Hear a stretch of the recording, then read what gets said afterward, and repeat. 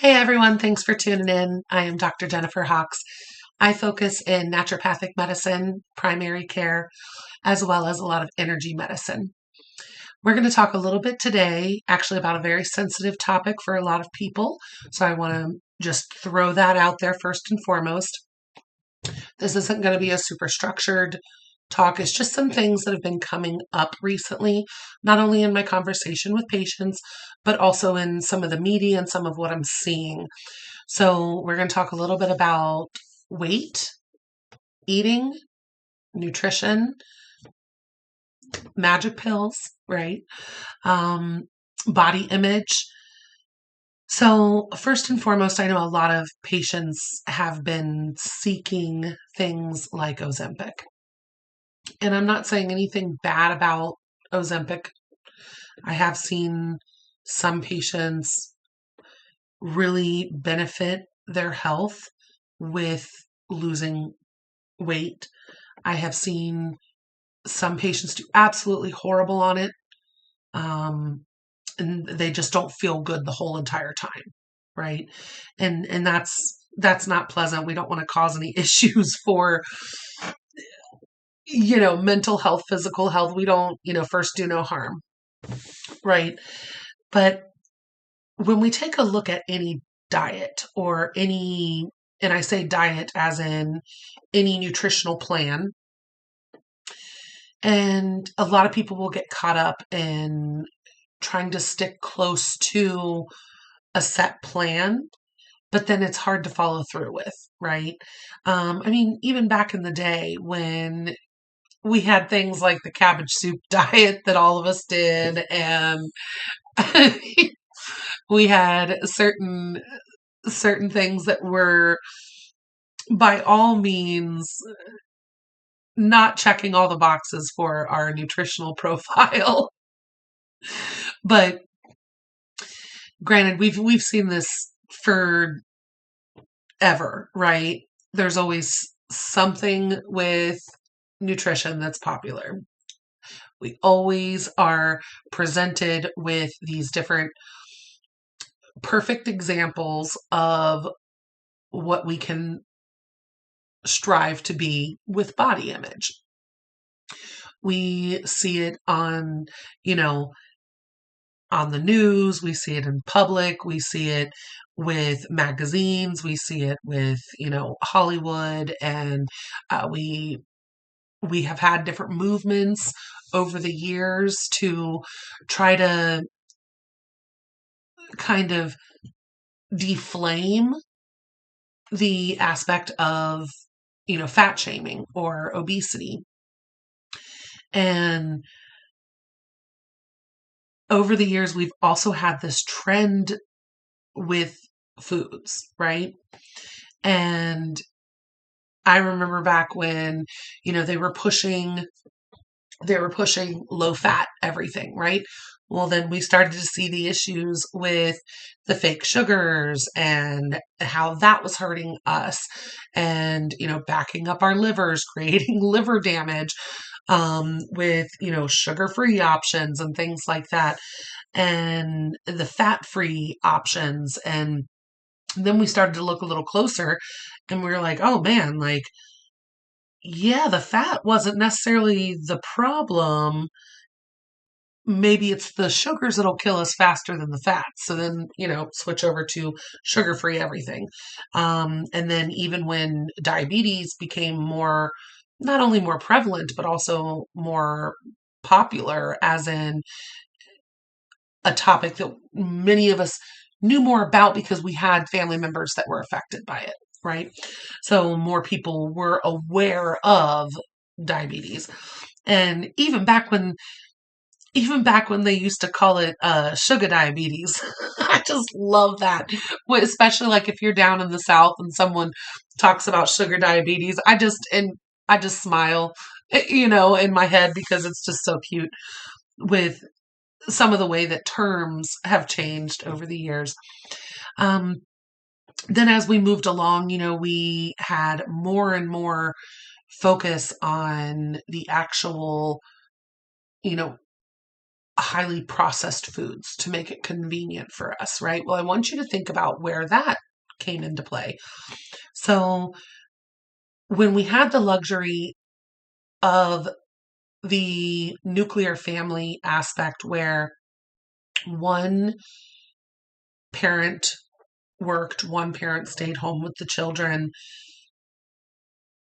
there were different things that were available to those families, right? You had someone that could be there when the kids came home from school. You had someone that could make a homemade meal. Well, when people started needing to have both of them work in order to maintain lifestyle and to survive, then it became this culture of how do we still get everything done? So, you know, the oven came out, the microwave came out, all of these household appliances became a way to free women from the kitchen. Love that on many aspects, right? To give those women a chance to do something else with their time, right? Maybe they could then focus on the career that they wanted or take up a new hobby or spend even more time with their children or with their significant others and and really not be locked into you don't have enough time in your day to complete everything. So we're going to make sure that, at least this part, you can still feel like you're providing for your family because there was a sense of shame around that. There was a sense of guilt around that was placed on the caretakers of, you know, because you have to work, you can't be there for your children and you can't, provide for them. You can't cook for them. You're not doing your due diligence as a mother. You're not, some way that you were a bad mom because you worked or that that you couldn't be everything that you wanted to be. Now, granted, it is hard to be, a full-time mom, a full-time wife or husband, a full-time employee or business owner. It's a lot of roles to take on, right? How do we focus on balance within ourselves when we take on so many roles? So the level of simplification of the roles that we take on actually does play a huge part in our overall health. Are we trying to wear too many hats? And this goes for men and women, right? When we try to do too much and we don't balance our life as well as balance our masculine and our feminine, our receiving and our giving. If we don't balance that out, then of course it's going to affect our physical and our mental and emotional health drastically. But we saw this change, right? We saw this movement with the household appliances. And then we started seeing, more oven pre-made, oven ready meals. And we started seeing microwave meals once those came out. Well, those are highly processed. So we start seeing as time goes by, more and more issues that are coming up surrounding food. And it wasn't the same issue that we had long, long ago where there was no access to food. Okay, yes, at least we have these luxuries. And what initially started as a luxury ended up becoming more detrimental to the following generations for their overall health. I'm not going to go into epigenetics in this particular talk, but epigenetics plays a role in how we've magnified things with the next generation of what we were exposed to in previous generations. And I'm not talking, just environmental and, pharmaceuticals. It's also foods and things like that. So we move forward and we're getting to the point where, we go through all of these trends in diets and health. And we look at the percentage of people that were overweight and or obese in previous generations versus moving forward. So when you look at the percentage of people that are overweight today versus the percentage of people that were at an unhealthy weight in the past, drastically changed. We have so many more people that are considered obese and overweight today than we have ever. And it's sad, but also it has a lot to do with look at what's changed, right? And you can follow any fad diet. You can jump on any train of magic pill or injection, any of that. But let's look at the root cause. Let's look at what actually happened there. People stopped eating real food. Everything became processed or ultra processed, made in factories, made in large quantities so that we could make money off of it, right? Always follow the money train if you want to know the answer to any question. Follow the money train. So then when we made it profitable, okay, let's let all these families, both of them go to work, right? Both of them go work their jobs, and we'll open this factory that makes food, highly processed food for everybody. And we'll bring jobs to this community, right? It had its benefits too. But the more and more that we focused on processing foods, creating things in large quantities, we further removed the emotion and the energy that goes into food as well, right? So it wasn't any longer like, oh man, grandma put her love into this. You just, every once in a while, you got something like that when it was a special occasion, but it wasn't the everyday norm anymore. And then to take that one step further and look at even the restaurants that popped up, fast food chains and things like that. And you look at some of the healthier options that popped up. Great. Love that. I'm not going to go into any restaurant names whatsoever. Use your best judgment. Use your imagination. But then we started looking at how different restaurants popped up. And so we've moved out of the aspect of we're now getting these factories that are making all these foods, bringing jobs to the area. And even though there's not the personal touch and the love on the food, and even though it's highly processed, at least this gives those families an option to make a quick meal and hopefully still have that time together, have that family meal.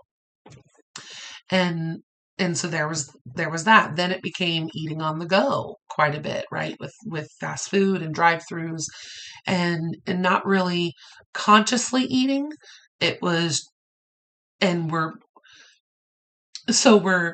not consciously eating, and we're not paying attention to what we're putting into our bodies, and we're not in touch with ourselves while we're eating, and we're not eating whole foods or nutritionally dense foods.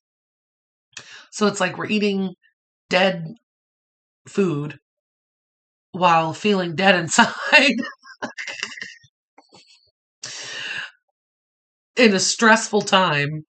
So you're probably not going to digest that food very well, right? Like we have to be in our parasympathetic nervous system state to even digest food. I talk about this all the time with patients about just really giving yourself that time to unwind and to allow, cortisol levels to come down a little bit and for you to feel good and feel safe and feel grateful and then eat your meal. But we got away from all of that, right? No shame. We did what we had to do as a population, as a people to, roll with the times. But more and more this was taken advantage of.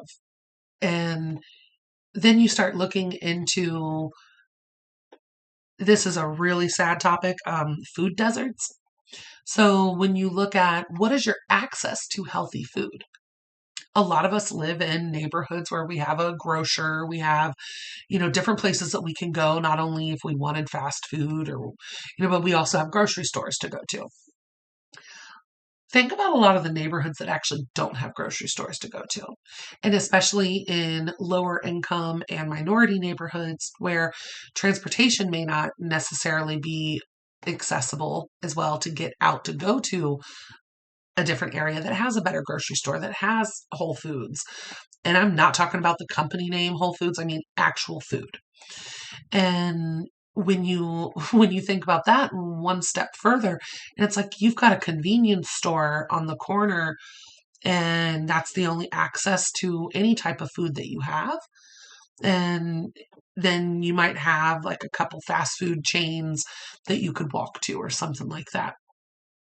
So, I mean, the idea of food deserts and access to food becomes an incredible problem as well for a lot of people when it comes to actually fueling our bodies. So, I mean, we're just going on and on here, right? And I feel like I'm rambling already, but there's so much that goes into the state of where we are today, right? It's not just big companies, money and greed. It's not just, you know, the convenience of ultra processed foods. It's not just the aspect of low income versus high income and what you can afford. It's not just that, it is all of that. And then when we really look at another big side of the problem is that we, as a country, I speak in the sense of the United States, but as a universe in general of wanting things done quickly, wanting things to be convenient, wanting the magic pills. And that was probably around the time that we started running into more issues with pharmaceuticals in the healthcare industry, whether it be, overprescribing, not being completely aware of all of what those medications were going to do, just trying to help our patients too, because, a lot of the doctors believed what we were told. And I was not practicing at that time. Believe me, since I've become a doctor, there's much higher regulations and strict things when it comes to those types of medications and pharmaceuticals that have led to a lot of abuse and a lot of problems for our country. But the idea of wanting the magic pill, well, then we started coming out with even more diet foods, even more health supplements and this and that. But it no longer was what it was way back when. We lived in much smaller areas, stayed much closer to home, had, you know, more options for nutritionally dense, locally grown, locally sourced food options. When we were eating closer to the way that our ancestors ate before it became this highly processed, you know, just it was no longer something that we focused on as something that we needed to do to fuel our body. It became the enjoyment out of food, the taste, the convenience. It became the quick, cheap options, especially as our economy has gone down. A lot of people just can't afford the healthy options, even if they have access to them, right? So then that further separates us there. But where I want to go with this is the aspect of the mental emotional health that plays a role in it as well. So, for example, if you're just eating on the go and you don't have anyone to eat with, you don't have, you're just shoving food in your mouth. There's no sense of gratitude for what that food is providing for you, other than maybe it's helping turn off those hunger signals. But then right after you get that little taste of it, you feel just as depressed and miserable as you did 5 minutes ago, because a lot of us are not addressing the root cause of the emotional eating side of things. And I don't even want to label it just emotional eating, but we're not addressing how we see ourselves. We're not addressing our mental and emotional health. So for some people, that may involve binge eating, overeating, things like that. For other people, it doesn't. Think about how many people actually starve themselves and don't eat, and yet they still struggle with their weight. They struggle with their acceptance, their image. And then you've got, when we had those big movements to really, not body shame people and accept people for who they are and how they are. And it was just more of like, well, we just want people to be healthy. And you can be healthy at different sizes. And while that is true, um, we still didn't delve deep enough to look at the traumas and the emotional damages. And even thinking about this from the sense of how often are you seeing all of these perfect, what you deem and what society may deem as a perfect body, and are you comparing yourself to them? Think about it like this. Some of these people that work in that industry, right? And nothing wrong with any of that. I'm not putting any of you down. I even have a cousin that's a fitness model. Love her. She does great work, and she helps a lot of people, and she builds people up with body image too. So, I'm not saying anything bad about anyone who works in those industries, but they do that for a living, right? Like you wouldn't expect, if you didn't put that amount of time and effort into something, that you would be that good at it, right? If I step out onto the field and I'm trying to pitch in a Major League Baseball game, I'm not going to expect to be very good at that because I have put no effort into it. And if you think about the amount of effort it takes, right? So the amount of effort that it even takes to meal plan and to make sure that you buy nutritious foods and that you use them before they go bad, right? Because a lot of people have that problem too, where they just get so overwhelmed and so stressed and they're not focusing on the balance within their life, that then they'll go on this kick and they'll buy the healthy foods. And by healthy foods, I mean things like actual fresh fruits and vegetables. You know, if you do eat whole grains, or if you do, eat meat sources, okay, actually getting good sources of the food. And meal planning is a lot of work. It can reduce a lot of your stress throughout the week if you pre-plan these things. However, when we just move right along and it's like, into the night, you're exhausted, you have no idea what you're going to make for dinner, and you already didn't pack your lunch or didn't pre-plan any other meals, so you already ate out earlier today. But, thank goodness I had a coupon for this, so it didn't cost me too much money. But now I'm sitting here trying to figure out what to eat for dinner, and it's like, okay, well, what's in my freezer? What what can I order through Postmates or Grubhub or whatever, right? Like what can we do quickly because we're tired and stressed?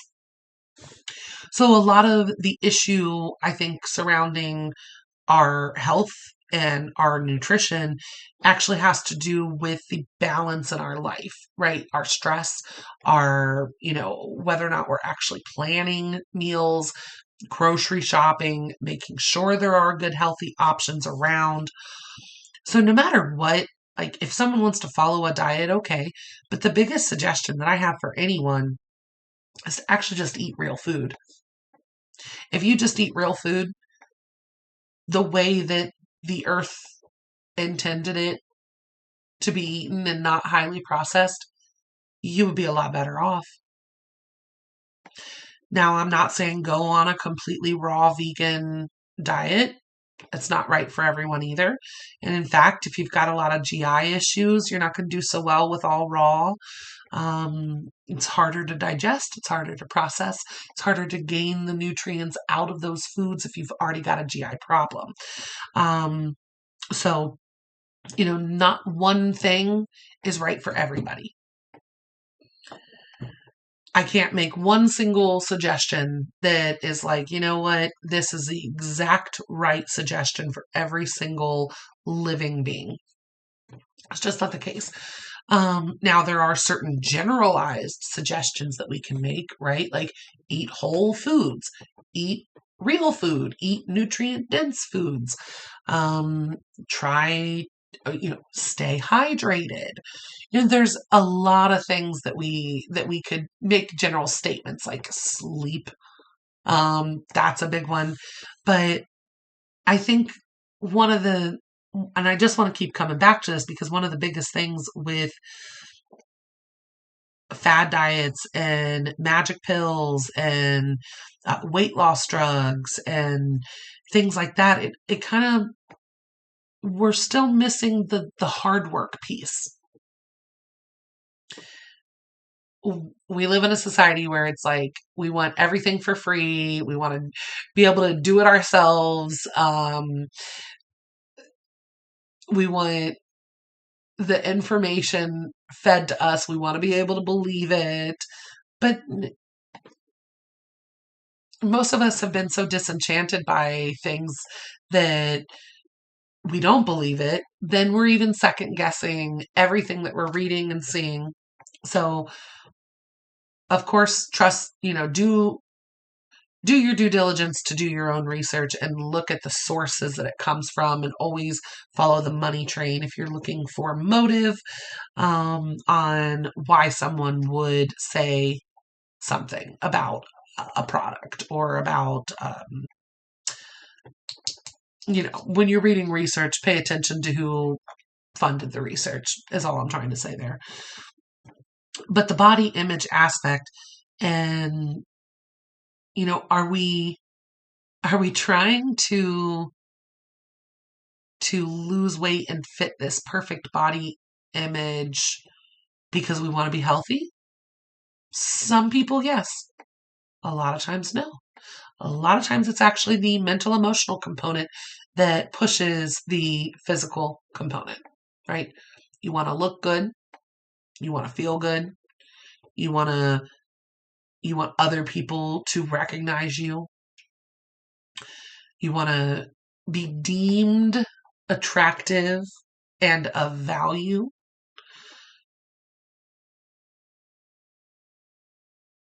There's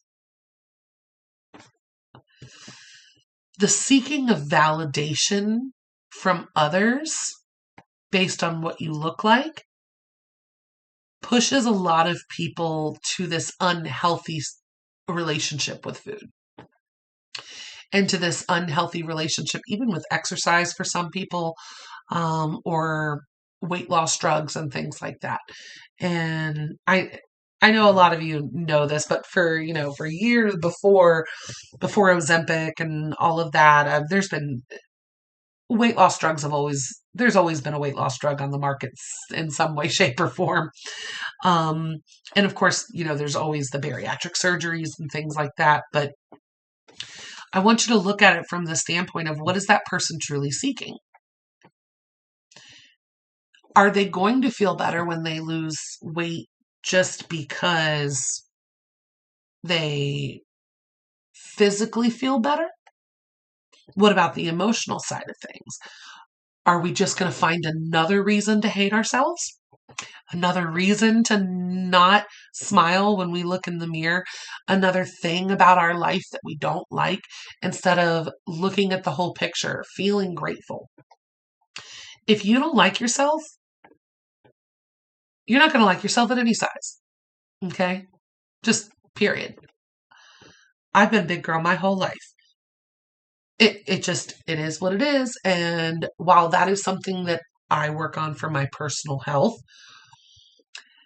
when you look at the emotional side of it, if you're not considering all of what you bring to this world and you are only placing your worth on how other people see you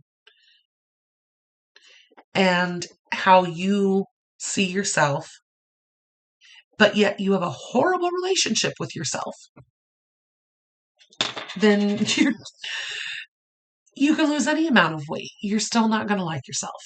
So why don't we get back to the root cause of the, you know, complex PTSD plays a huge role in this, especially with the way, I mean, it is men as well, but the way a lot of younger girls were raised and told that they had to be, and, the impressionable ages when we were, watching our favorite movie star, or these days with just scrolling social media, and that none of that is the full picture of anyone's life. So please don't compare yourself to anyone. And like I said before, a lot of them do that for a living, right? So if you put that much effort into something, you would expect to see some good returns, right? So if I am telling, and I don't do this. I learned a long time ago to find things that I am grateful for, and to really, that my outlook and that my perspective makes all the difference in happiness in this world. But I want to, I honestly, I want to cry for some of these people that are dealing with this, right? And I've seen it from many different ages. We're talking young girls to, you know, up into even into the 80s, that I've seen people still struggle with this body image aspect. And it doesn't get addressed properly, right? Think about even this aspect about people that have been severely traumatized and they haven't completely healed from something that's happened. They may see themselves a certain way, but they also may hold weight where they're imbalanced energetically. I see that a lot. People that take on too much for other people, I often will see struggle with weight.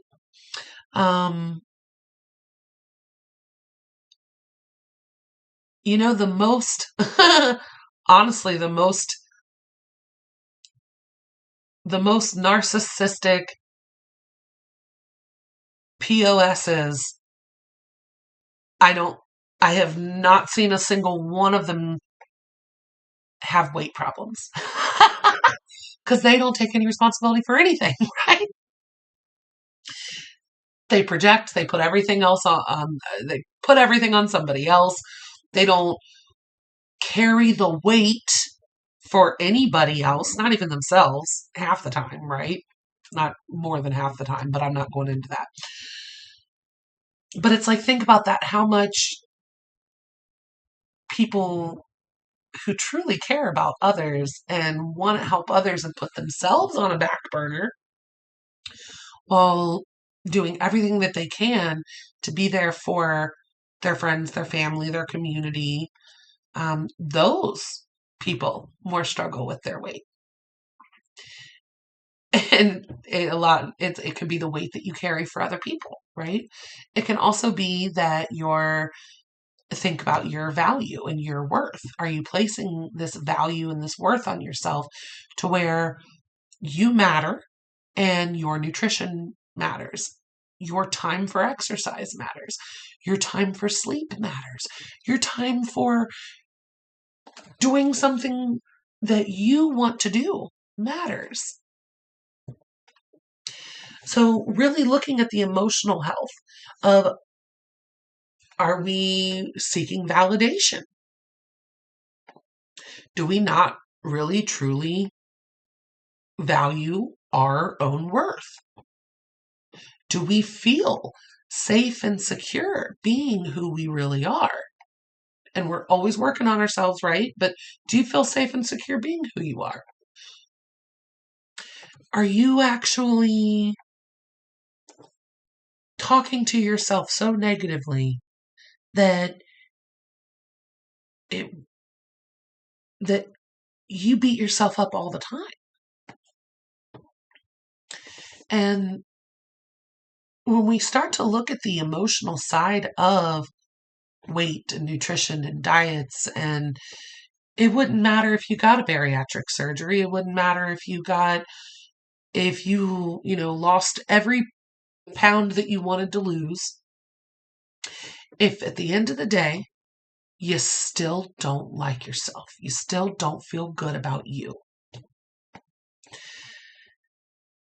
So when we unlock and release some of these emotions that have been suppressed, and we look at the deeper layers that are involved in your conditioning, and what you told yourself you had to be, what other people told you had to be, and whether or not you ever allowed yourself to do something just for you.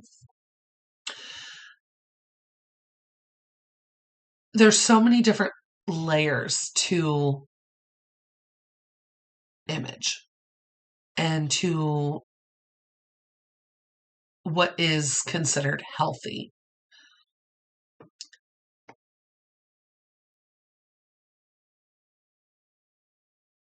If you're searching for a way just to be seen as more beautiful, or a way to be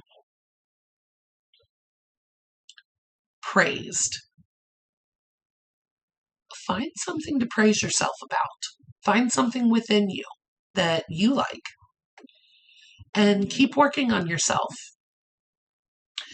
There's nothing wrong with working on yourself, as long as it doesn't come from the deep down aspect of seeking validation and still never knowing your true worth.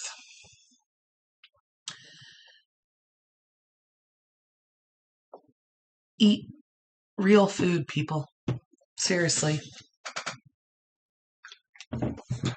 And even as I drink out of a plastic water bottle, I'm like, oh, well, we could have a whole conversation about that too.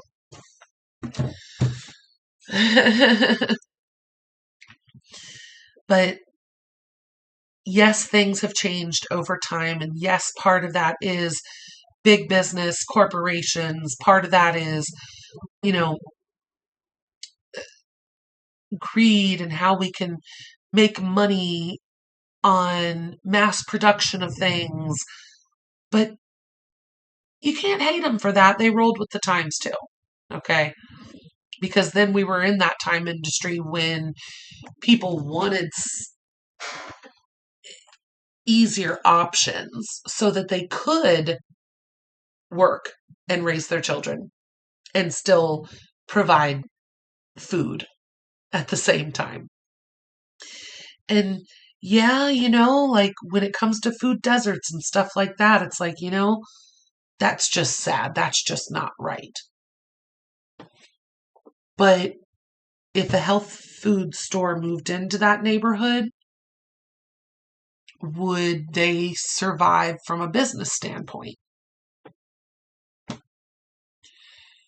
So it's like I can understand from a business aspect of why a lot of this progressed the way it did. Just like I can understand from a human aspect of why it had to move in this direction. And then the big thing, though, that I want to bring awareness to is the emotional side of it, is the actual mental emotional health that is being neglected around this. And it's always such a crazy thing to go into because, yes, we do address it, right? But it's still stigmatized. It's like you should be able to have a conversation with your healthcare provider about nutrition, about making sure you're getting all the nutrients that you need, about what works well for your schedule, about anything that you struggle with on a personal level, whether it be mentally, emotionally, or physically. But we're so quick to categorize, cast off, and escalate. So it's like, oh, you're struggling a little bit, you've had a bad day, or, you know, you're going to need to see this specialist. You're going to now be placed in this category. You're going to now be offered one of these 5 medications, right? What happened to just having that conversation of helping people figure out why they feel the way that they do, how we can heal that, and how we can move forward from a healthier vision of ourselves. And that is part of the reason why I love what I do as a naturopathic doctor, as an energy worker, and with focus on primary care, is when you truly have someone in front of you that works very hard at being their best selves, yet they give themselves no credit for it, or you can start to see as the wheels turn, you can see their internal conversation with themselves. And you see how incredibly horrifying it would be to talk to yourself that way. And this is just from my perspective of seeing how other people talk to themselves. And, some people grew up in households where they were praised. Some people grew up in households where there was a lot of love. Some people grew up around a lot of violence, around a lot of trauma, around a lot of, put downs and criticism. So everyone's different on their conditioning. So getting to the root cause of emotional eating, getting to the root cause of, starving yourself, getting to the root cause of a lot of these nutritional things that cause us to not look, or feel the healthiest, they have to do with emotional, mental things, right? I had someone mention about Ozempic that they just couldn't eat. They would take like one bite of something and couldn't eat anymore. And that was like, the first time in their life where never they've never before not been hungry, like at that time. And so I was like, oh, well, that's good if that's something that you struggle with. If you struggle with constantly feeling hungry, but that's not the case for a lot of people. And so some of these weight loss drugs aren't addressing, well, none of the weight loss drugs are addressing the whole big picture. I just want people to be more aware of themselves and aware of what other people are going through. So showing that kindness and compassion to everyone, including yourself, and really working on your personal image from an internal standpoint. How do you see you? And what can we do to change some of the conditioning of how we we're taught to view ourselves.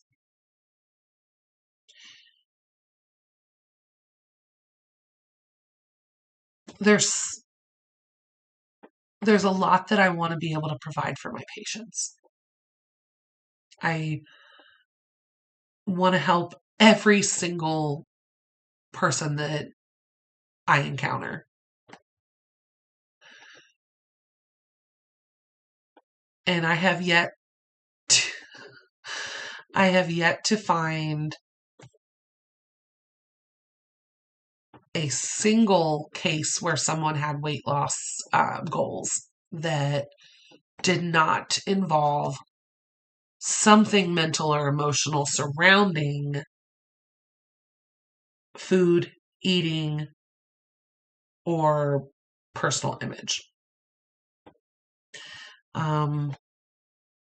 So I just want us to look at the whole picture and the root cause. And if you do choose to use these other tools, there's nothing wrong with that. I have prescribed them before, and I have patients that are taking them through other doctors as well. And it's no judgment whatsoever. It's just making sure that we're looking at everything that's really involved and not overlooking or bypassing the issues that are going to come up even once you lose weight or feel like your image is more acceptable to the public. Yes, I want you to reduce your risk of heart disease.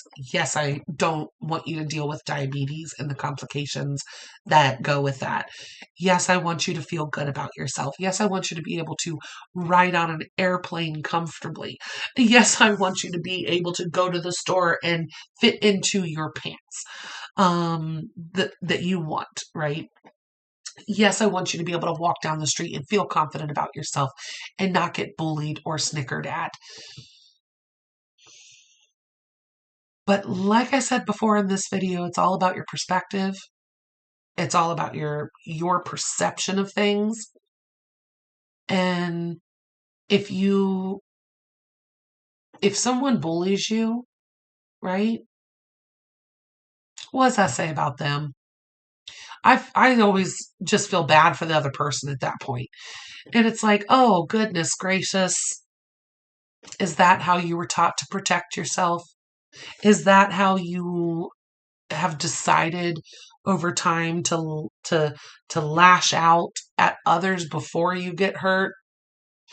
Is that your secret way of picking at people that remind you of yourself? Right, whatever it is. The abuser always has like that underlying issue going on, or else they wouldn't abuse people. I just, when it comes to stuff like that, if you are dealing with a bully or something like that, for one, I am so sorry for what you're dealing with. Keep working on yourself. That person has a lot of work to do on themselves too. They may not ever do it, but you know what? Take it in stride. Give compassion to yourself in that situation, as well as what they're going through.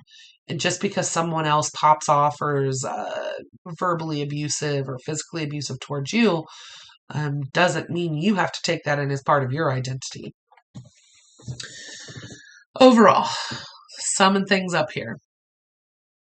Things have changed over time with health, with nutrition, with a body image. Things have changed because not only was there a need for it, but then there was a business opportunity for it.